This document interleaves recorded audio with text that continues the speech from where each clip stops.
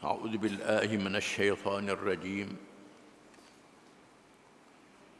وقال الذين لا يعلمون لولا يكلمنا الله أو تأتينا آية كذلك قال الذين من قبلهم مثل قولهم تشابهت قلوبهم قد بينا الآيات لقوم يوقنون إنا أرسلناك بالحق بشيرا ونذيرا ولا تسأل عن أصحاب الجحيم.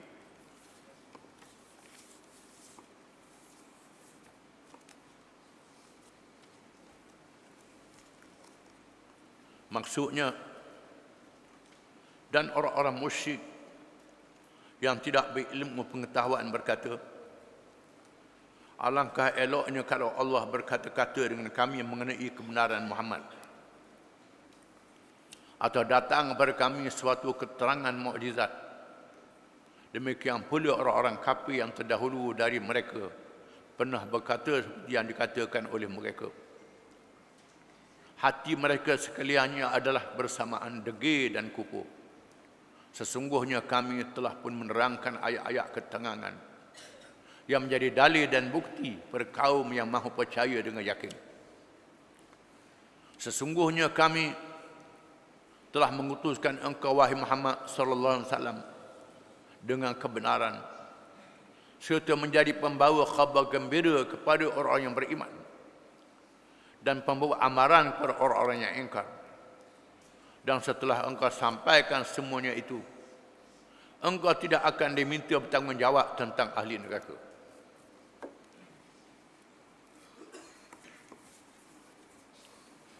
Ayat-ayat ini menempelok kalangan musyrikin Mekah, kalangan jahiliyah Mekah. Mereka bukan kalangan ahli kitab, kalangan buta huruf, kalangan yang bebal, abdalin, yang bodoh, bodoh sombong pula, berasa cerdik, berasa bijak. Mereka berkata kepada Nabi SAW dan berkata sesama mereka, kalau benarnya Muhammad menjadi Rasul, dilantik oleh Allah, pasal apa Tuhan tak bercakap sendiri? Wa qala alladhina la ya'lamuna laula yukallimuna Allah aw ta'tina ayah. Mengapa Tuhan tak bercakap sendiri? Mari Mekah ni, nampak Tuhan bercakap. Ini Muhammad aku lantik jadi Rasul. Ataupun dia beri satu tanda yang besar, mukjizat yang besar, dia jadi Rasul. Kadzalika qala alladzina min qablihim misla qaulihim. Begitulah ucapan orang kafir zaman dulu. Orang Yahudi pernah minta pada Nabi Musa nak tengok Tuhan, nak tengok cokoh. Lalu disambar peti, dimatikan oleh Allah. Kan percakapan yang biadab, yang tidak beradab dengan Allah Ta'ala, dihidupkan semula. Bahkan Allah Ta'ala buktikan mukjizat. Nabi Musa alaihi salam campur tongkat jadi ular. Bukan sihir, ini mukjizat. Berlawan dengan sihir, ahli-ahli sihir menyihirkan tongkat dan tali jadi ular. Nampak macam ular bergerak. Nabi Musa campur tongkat jadi ular besar lagi, telang habis segala tongkat dan tali-tali itu. Lalu ahli sihir tahu ini bukan sihir ini. Kan mereka tahu ilmu sihir ini bukan sihir ini. Menyebabkan ahli sihir masuk Islam. Nabi Daud alaihi salam, besi yang keras jadi lembut. Macam tanah liat, boleh pecah besi. Nabi Daud. Nabi Lut alaihi salam ditunjukkan mukjizatnya. Nabi Ibrahim ditunjukkan mukjizatnya. Capak dalam api, tak angguh. Tuhan dah tunjuk dah macam-macam mukjizat. Tetapi yang kafir tetap kafir juga, tak dapat hidayah. Dia katalah sihir. Kata macam-macam pula, macam-macam dalih. Cukup dengan Nabi yang dilantik itu seorang yang benar, seorang yang amanah, seorang yang mulia akhlaknya, seorang yang berani, yang bertuah terang. Dilahirkan di tengah-tengah mereka. Mereka menyaksikan di Mekah akan Muhammad sallallahu alaihi wasallam. Sejak dilahirkan dalam keadaan ayah dan ibu dia mati. Tiba-tiba berakhlak dengan akhlak yang mulia. Tidak berbohong. Amanah mereka namakan Al-Amin. Orang yang paling amanah yang dipercayai. Mereka memuji akan kebijaksanaannya. Cerdiknya, dia tak bohong sekali-kali. Ini cukup menjadi dalil. Menjadi bukti. Diturunkan Al-Quran dengan ayat-ayat yang menarik yang tak boleh direka oleh akal manusia, ayat-ayat Quran ini. Kecuali mereka yang buta Quran. Cuba nak cakap Al-Quran, dia buta Quran, baca pun tak erti. Nak tunjuk pandai, cerdik dia. Mereka mengkaji ilmu. Quran adalah mukjizat ilmu. Mukjizat sekali ilmu. Cukup menjadi tanda kenabian Muhammad sallallahu alaihi wasallam. Bukan saja ilmu politik, ilmu ekonomi, ilmu akidah, ilmu sains dan teknologi. Mereka yang mengkaji ayat-ayat Quran ini mengetahui Quran adalah mukjizat. Ini bukan tulisan manusia. Ini firman Allah Ta'ala. Cukup dengan dalil-dalil itu. Tetapi mereka yang bebal, yang tak erti ini, nak tengok benda pelik baru percaya. Mereka minta supaya Tuhan mari sendiri nampak Tuhan cakap. Tuhan ni macam tunggu kayu. Tuhan ni macam orang. Laisa kamitslihi syai'. Tuhan tak dengan sama sesuatu. Tuhan tak sama dengan siapa. Raja nak jumpa dengan raja apa payah. Bukan semua orang boleh jumpa dengan raja. Bukan semua orang boleh jumpa dengan ikut. Tiap-tiap orang boleh jumpa belaka. Yang dipilih olehnya Tuhan siapa dia? Tuhan tidak ada bandingan dan tandingan. Jangan main-main nak percaya nanti nampak cokoh baru percaya. Allah Ta'ala sambarkan Bani Israel dengan peti bila mereka minta nak tengok Tuhan. Apabila Hawariyun, sahabat-sahabat Nabi Isa alaihi salam minta dengan Nabi Isa supaya Tuhan turunkan hidangan dari langit. Tuhan kata mudah percaya ke?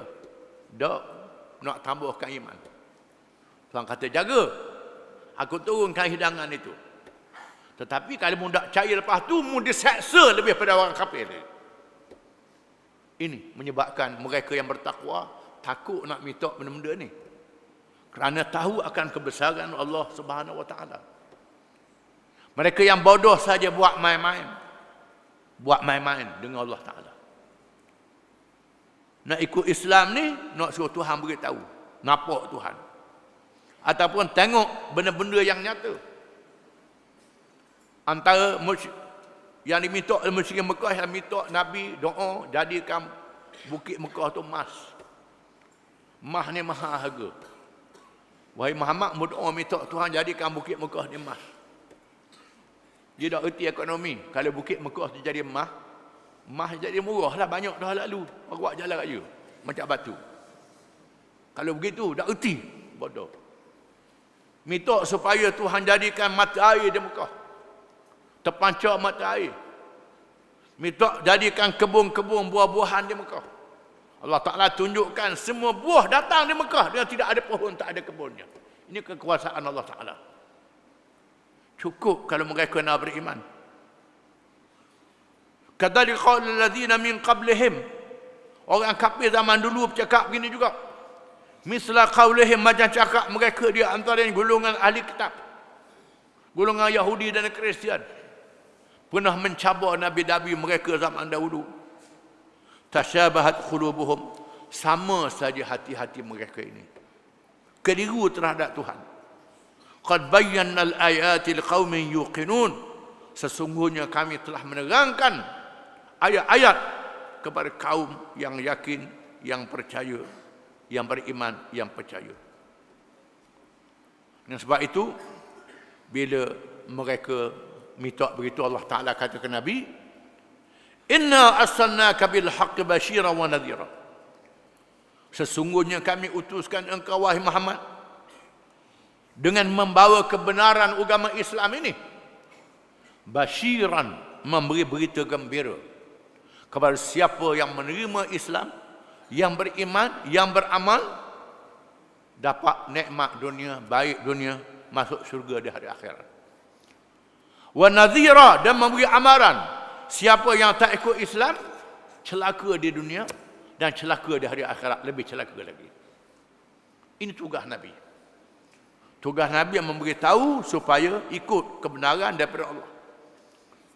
Ikut kebenaran daripada Allah. Al-haqqu min rabbik fala takunanna minal mumtarin. Kebenaran daripada Tuhanmu. Jangan kamu termasuk di kalangan orang yang ragu dan syok terhadap kebenaran Islam ini. Gunalah akal, guna dengan kajian yang mampu. Tanya golongan ahli kitab. Di mana ulama-ulama ahli kitab macam Abdullah bin Salam dan lain-lain. Yang baik, ulama yang baik, padri-padri yang baik. Ada padri yang baik. Yang mereka saksikan yang ikhlas ini, boleh baca, tengok, masuk Islam. Ramai yang masuk Islam. Yang masuk Islam ni hak baik-baik. Yang tak masuk Islam tu hak menipu kaum dia sendiri. Gunakan agama untuk hawa nafsu, untuk dapat harta.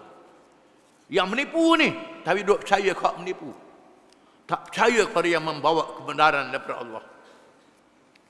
Wahai Muhammad, jangan peduli. Dalam ayat yang lain, hal kuntu illa basharar rasula. Adakah aku ini seorang manusia yang dilantik menjadi rasul saja? Aku bukan Tuhan. Untuk buat ni, aku bukan pemain silap mata. Tunjuk benda-benda pelik ke orang. Aku ni bukan ahli sihir. Nak tunjuk benda-benda luar biasa pada orang. Aku ni seorang rasul. Tuhan ajar kepada Nabi supaya beritahu aku ni seorang rasul. Tugas aku mengajar orang, bukan tunjuk benda-benda pelik. Benda pelik tu urusan Allah Ta'ala. Bila tiba masa Allah Ta'ala boleh tunjuk benda pelik ni. Tetapi acak kali dah, bila Tuhan tunjuk benda pelik ni, yang tak dapat hidayah, yang sombong, tetap tak percaya juga. Akan kata macam-macam. Kecuali mereka yang dapat hidayah daripada Allah. Yang mencari kebenaran. Wahai Muhammad, tugasmu ialah menyampaikan.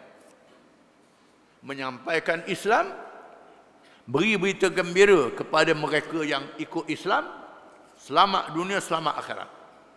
Dan beri amaran pada mereka yang tak mau ikut Islam, celaka dunia dan celaka di akhirat. Wala tus'alu an ashabil jahim.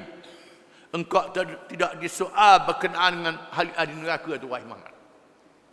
Mereka nak jadi jahat, nak jadi ahli neraka, jangan sedih wahai Muhammad. Itu bukan tanggungjawabmu lagi. Wahai pengikut-pengikut Muhammad yang menyambung dakwah yang Nabi Muhammad SAW bawa, jangan sedih orang tak ikut. Tugas kamu menyampaikan. Tugas kamu memberitahu. Orang tak ikut, itu urusan Allah yang akan menghukum mereka pada hari kiamat kelak. Wallahu a'lam.